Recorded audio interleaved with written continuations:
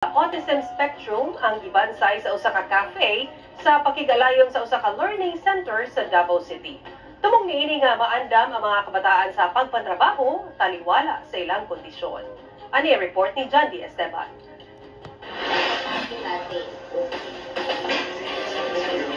Nahimong espesyal ang adlaw Huwebes para sa mga customer niining usa ka cafe sa Huna Avenue sa Davao City.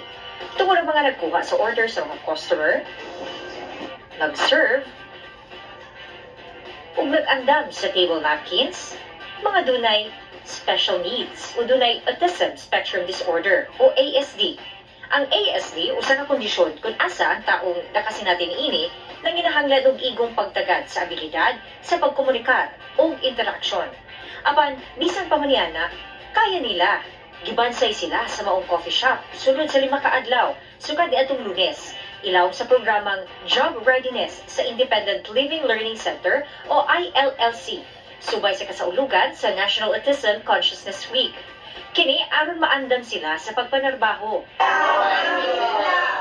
We teach them how to behave and how to work in a particular setting. They can become independent sa bahay, sa school, sa workplace.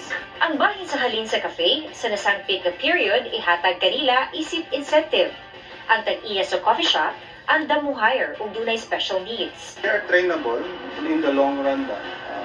What will they do for themselves? How will they sustain themselves?